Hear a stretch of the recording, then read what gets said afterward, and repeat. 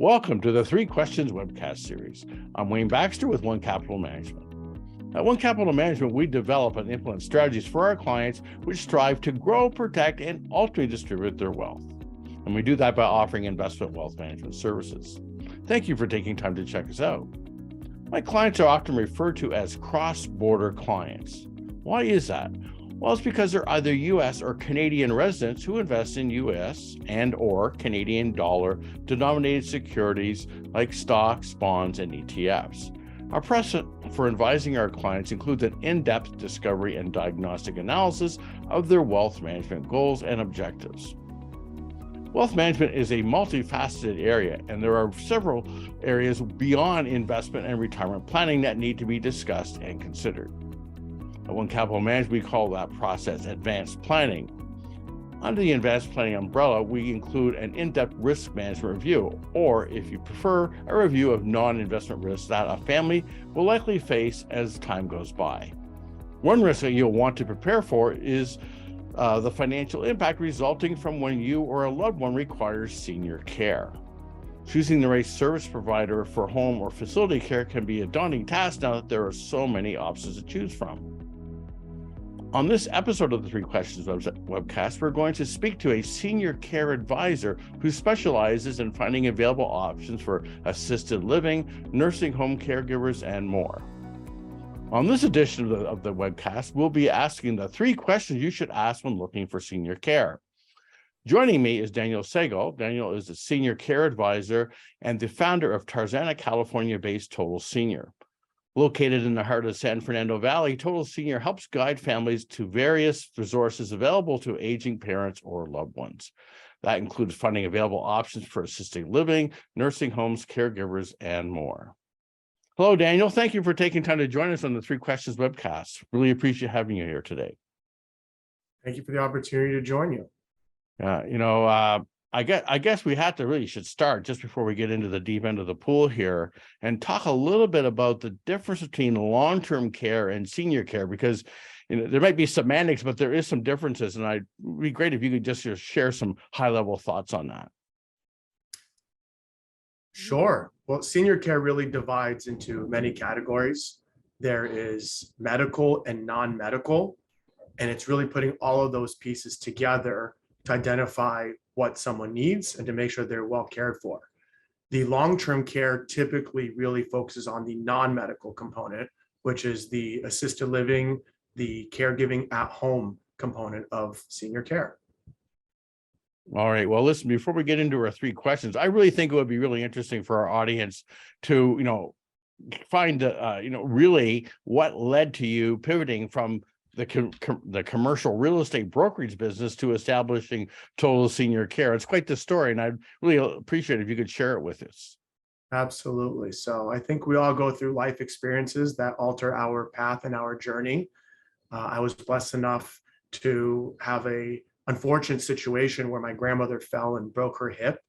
And as a result of anesthesia and surgery in her late 80s, being uprooted from her home where she had a routine for the last 20 years of her life and put into a nursing home for rehab, she was confused, disoriented, and the dementia really started to show, and the cognitive decline was quick. When it came time to really find long-term solutions for how she can get through her day-to-day life post hip surgery, the resources were slim, and the motivation of most resources seemed to be not in line with what my family was looking for in terms of care solutions. So I took it upon myself to research in depth the options that were available to my grandmother.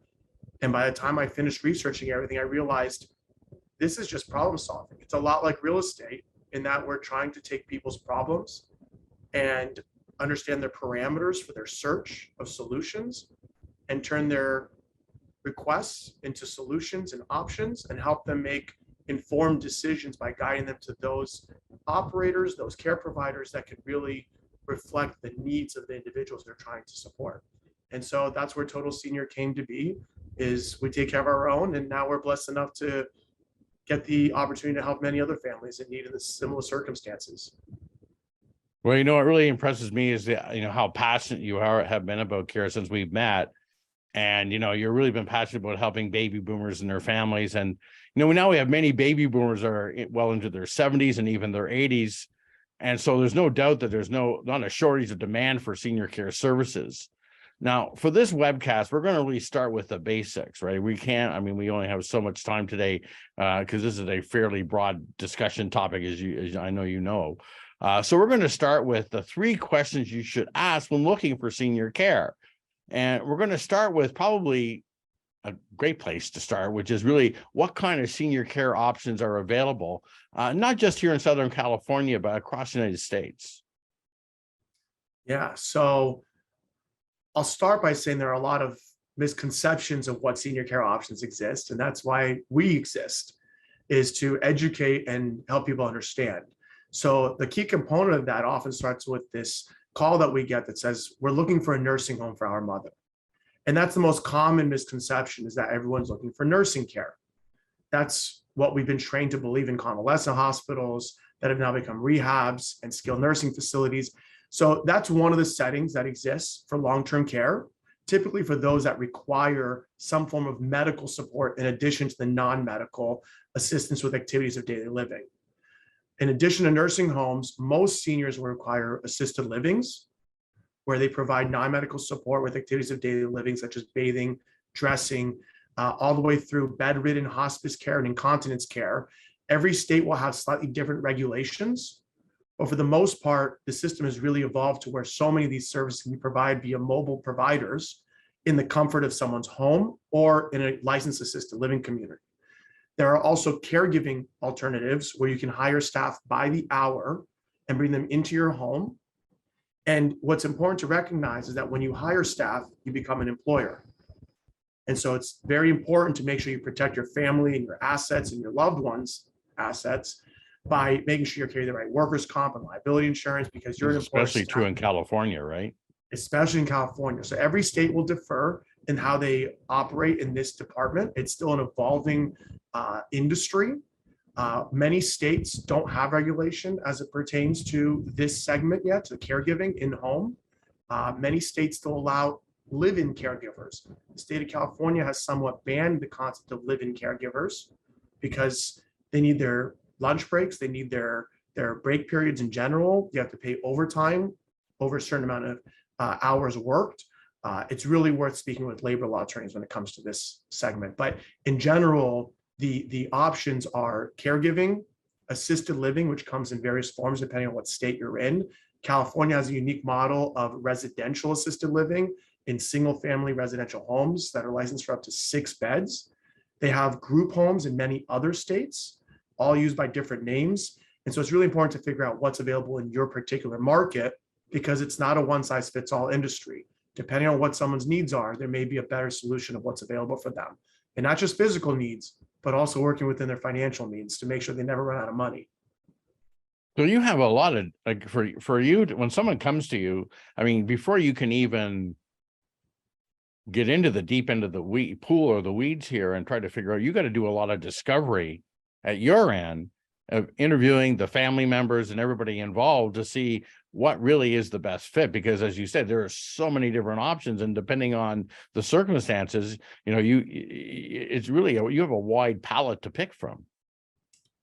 You're spot on. The process is simple. We start with an intake to learn what each family is going through, what their needs are, both the physical, cognitive needs, social needs, what the finances look like, what the geographic parameters are like. Obviously, we'd love to have the elderly loved ones near their family members that can visit them often. We want to make sure they financially plan to never run out of money. So by the time that I'm done learning about all of their needs, I can then go into a very detail-oriented education with them of giving them the information they need for their situation, and not overwhelm them with unnecessary information, because there's so much more to the puzzle. But so, the goal is to put together a strategy, just like you do with your clients, financially planning. We put together a strategy. Let's educate you on what the needs are today, what to expect a month from now, 6 months from now, 6 years from now, and let's plan accordingly. You're preaching to the choir here. A lot of the work that we do, and especially for clients that are entering that phase of their lives, is doing capital forecasting to help, troubleshoot what if scenarios if this sort of thing were to happen. And we actually, use relatively reliable statistics to determine what the costs for different levels of care are, and basically crash test our clients' overall wealth management strategy if that were to happen at a certain period of time. So if a client of mine came to you, they would probably come to you already with a forecast that would say, well, here's what we can afford. At least we'd have that advantage when working with you, and that we would have we'd have the math more or less figured out to a sort of a level of understanding at, okay, we have a budget of X. Given the situation, what kind of care can we look for? I love that. That makes my life so much easier when I do what I do. And the reality is I'm a big believer that we should each stay in our own lane. I do what I do well, you do what you do well, and let's just help those in need in whatever department we specialize in. We've conveniently segued into really the second question of our three questions today, which is, what are the costs related to senior care, either in the home or in the facility? And you've given a great overview of all the different levels of care, both in the home and in a facility. But if you could sort of give us an idea, an expectation. Yeah, so I'll lead with the bad news first, which commonly comes our way. It's not that it's just expensive, but there are also misconceptions about where the coverage comes from. And we get this question all the time. What does Medicare cover? What does the insurance cover? And it's always really important for me to make sure families understand Medicare and medical insurance cover medical costs. Assisted living, caregiving are considered non-medical services. And so these are not covered by your typical medical insurance. Many people have long-term care insurance to cover these costs, but otherwise it's all private pay. And so private pay has a big range. I don't like to generalize, but I'll give you some ideas of what it may look like. And this obviously varies state to state based on the cost of living, the cost of commodities. We see what's happened to eggs recently. And when you're feeding seniors omelets for breakfast, the cost of operations will go up. And so we've seen inflation really impact this industry. Caregiving, due to caregiver shortages, has really gone up as of late. And we're seeing rates in California ranging from $32 to $40 per hour. And that includes the cost of the workers' comp, the liability insurance, the payroll taxes, the licensing, the background checks, all the proper training required for a caregiver to be able to do their job in a satisfactory manner. In other states, you have other ways of going about it, but we're seeing everywhere that the price is well above minimum wage now, and they require minimum staffing of at least 4 to 6 hours. Otherwise, the caregivers don't want to drive to the home. It's not worth their time with the cost of gas. Assisted living will really range in price as well. So assisted living, we chop into two categories, is the assisted living and the memory care. Memory care is typically a little bit more expensive, ranging usually about $1,000 higher. So assisted living, $1,000. When you say $1,000 higher, is that $1,000 a month? $1,000 per month higher, just as a base rate. Now, the base rate in assisted living covers the apartment, 3 meals a day, housekeeping, possibly laundry, and transportation services, along with the activities day to day. The care is all charged a la carte typically. So the cost can add up there. But the base rate on a private studio apartment in Los Angeles, for example, starts at a bare minimum of $2,500 per month. That is base. That is base level. That is base, lowest with no care included. And obviously it's in a more affordable, likely outdated community. There are luxurious communities that the base rate for a studio apartment will start at $6,000 or $7,000 per month. That was exactly what I was going to say. You just took the words out of my mouth. There is a big range. And so there's something for everyone. And that's why we really have to do that intake to understand what their needs are and listen to the numbers you've provided the family, so that we know, what do we have to work with? Let's find something within their means. Mm-hmm. And when we do that, also, they come to us with a budget. We have to understand how to budget for their specific care needs today and the future, because those care needs are charged a la carte. So where the budget may be X today, but the care needs may be minimal, we should not spend X, because we need to go below that and leave room for the increase in the budget when they need more care down the line. So the range is large. And you brought something up earlier, which I don't think we should gloss over, and that is the geographic impact here? Because, ideally family members want to stay within, a short distance of where their loved ones are, right? They want to be but sometimes that can be a challenge, right? In terms of trying to find, like, basically you got to connect all these different dots. You got to have the budget to work, you got to have the facility to work. And then sometimes I would suspect that sometimes what can be maybe the biggest challenge is finding the perfect place within a 25-minute to 45-minute drive. That can be a real challenge. So that really depends on what market you're in. In Los Angeles, most of California, it's not an issue because it's such a dense market. I believe now there are over 8,000 licensed assisted living communities in California. In other parts of the country, where traffic may not be as dense either, and where 5 miles might not take 2 hours to drive, Yes. it's a little bit different of a formula.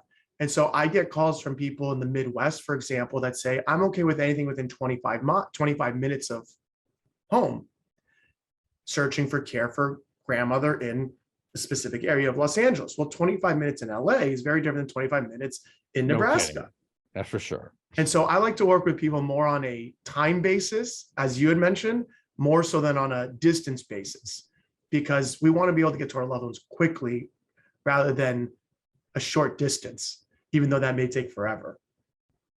So I guess that I perfectly, again, to segue into question number 3, if we're posed it from the view of the family knows, what do I have to do to go about finding the right type of senior care provider? And I guess obviously that lends to exactly what you do. So how would you go about, what would be this process that you would go about once you've done your intake? So once we complete our intake, we provide the education and then we provide the options. There are a ton of professionals that do what I do throughout the country. In some states, they're licensed, and others they're not. What I always suggest to families is work with a local professional that knows your local market. There are a lot of online providers that work nationally or even internationally. The problem is they don't know the market in depth to know the market value to help a family negotiate the best possible deal for their loved one, but also to find truly the perfect fit. We work with over 1,200 communities in Los Angeles County. The goal is to find the right one for each individual, not just a home. And the same goes for other areas. So I always share with families, interview local professionals that can help you navigate the system where you want to find care. Make sure that those providers are properly incentivized to represent your family's best interest. At the end of the day, senior care, as much as it is a compassionate business, it's still a business. Mm-hmm. A lot of providers out there want to make money. Not everyone puts in all their due diligence to do it the right way. Many providers cut corners because they're running a business. They want to make money and move on to the next family. So before you commit to working with someone or making a decision, always do your due diligence. Ask the questions. Make sure they're incentivized to represent your best interest, not their own business's best interest. Make sure they're familiar with the options. Make sure they have a good reputation in the community. Ask others in the community about that individual's background and their experience in this industry. Don't give out your personal information in depth and detail until you've figured out exactly who you want to work with and who you want representing you in your corner. So that last little part about not giving out personal information. So you're basically saying to start with, just gather what you can from them before committing, because I guess you're saying there's a bit of a commitment involved once you start sharing your information. Yeah, what many people don't realize is there's a lot of lead generators in this business. There's a lot of companies that will take your information and sell it off to all the different assisted living communities or caregiving agencies, and your phone might not stop ringing for the next 2 years. And so the way to protect yourself is before you give them your name, your email address, your phone number, your loved one's information, give them the story and the scenario, extract as much information, make sure this person knows what they're talking about, how they get paid, and make sure they're incentivized to help you the right way.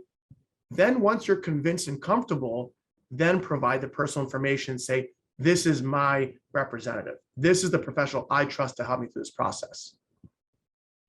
Tremendous advice. I'm really glad we had you join us today. You know, I can't help but think that folks that are going to watch our webcast today are going to want to probably contact you and get some useful information from you to provide them some direction. Now, on the screen here, we provided your contact information. That said, for someone who's trying to get a hold of you, looking for assistance, what is the best way for them to reach you? We're always as available as possible. I love to give people my full attention, my full respect. When I'm on the phone with a client and with a family in need, I don't take the other line. I don't put them on hold. And so getting me on the phone sometimes may be a little bit of a challenge, and I may return phone calls either really early in the morning or later in the evenings. The best way is to schedule a call with me. The best way is to call our office and speak with our office manager. You can speak with one of our other local advisors. We have an amazing team of professionals that are familiar with solutions in all of the different niche markets that we work in. We can connect you with professionals in other markets, other states that work on a local level that we can pre-screen and make sure they'll have your best interest in mind. I'm available by email. I'm available on Facebook, LinkedIn, anywhere you want to get a hold of me. I'll always do my best, and my staff will always be available to be supportive. So key point you just mentioned there is that, so if someone who's watching this, maybe they are in the Midwest, for example, they could in fact reach out to you, then you could then in turn direct them to someone to their local area. That's right. I always focus on local professionals. So when someone calls me and says, I need help in Nebraska, or I need help in Idaho or in Illinois, I want to know specifically what suburb. And my team and I will make the calls based on our research that we do online. We'll find the providers in those areas, and we will interview them prior to making that referral to them. And so we may even give multiple options in those areas. I'm always looking to build out my network. I have an incredible network already in various states and cities, but if we don't have someone there now, we'll make the effort and find someone for you out there when you're ready. That's tremendous. Daniel, I want to thank you again for joining us. Daniel Sagal is a senior care advisor with and founder of the Tarzana, California-based Total Senior. I want to thank you again for joining us, and look forward to having you on the 3-question webcast down the road. Thank you so much, Wayne. It's been a pleasure. Really valuable information, great questions. Keep doing what you do. Thank you very much. That's Daniel Sagal. I look forward to bringing you the 3 questions webcasts, and I hope you find them educational and informative. Please consider liking this video and subscribing to our YouTube channel. And to receive notification of when our latest webcasts have been posted, please click on the notifications bell. Lastly, to schedule an online Zoom consultation with me to discuss your wealth management needs, please click on the link in the description box below, www.onecapital.com/meet with Wayne. Thank you, and see you soon.